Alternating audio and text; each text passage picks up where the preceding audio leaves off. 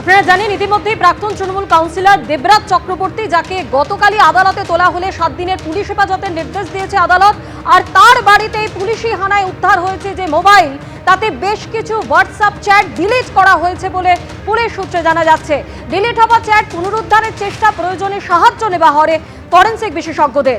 দেবরাজ মামলায় বিধাননগর কমিশনারেটে সিটের হাতে নতুন তথ্য।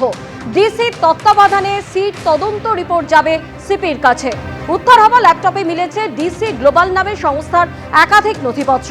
ডিসি গ্লোবাল সংস্থার নামে একাধিক সম্পত্তি কেনা হয়েছে, সম্পত্তির মালিকানা হস্তান্তর করা হয়েছে দাবি পুলিশের।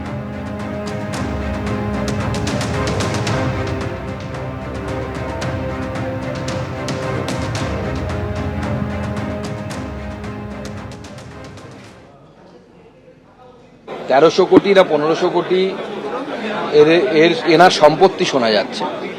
এবং এই সম্পত্তি, আমার যেটা মনে হয়, যদি এই পরিমাণ বিপুল সম্পত্তি থাকে তাহলে এই সম্পত্তি শুধু দেবরাজের সম্পত্তি না, এর মধ্যে অভিষেক বন্দ্যোপাধ্যায়েরও কিছু সম্পত্তি আছে ওর নামে করা বা ওনার স্ত্রীর নামে করা। এই সবই তদন্ত হওয়া উচিত। কারণ আমরা বিভিন্ন সময় দেখেছি, সে কালীঘাটের কাকুর সেই অডিও রেকর্ডিং হোক বা অন্য কোনো ক্ষেত্রে হোক, বারবার অভিষেক বন্দ্যোপাধ্যায়ের নাম এসেছে এবং বারবার অভিষেক বন্দ্যোপাধ্যায়ের নাম এসে এটা প্রমাণিত হয়ে গেছে যে উনি নৈবেদ্য ছাড়া খুশি হন না। সব ক্ষেত্রে নৈবেদ্য ওনার চায়। তো স্বাভাবিকভাবে ও দেবরাজ এত কিছু করেছে, সে নৈবেদ্য পাঠায়নি ওখানে, সেটা তো হতে পারে না। আতশ কাচের তলায় এই মুহূর্তে ডিসি গ্লোবাল নামে এই সংস্থা।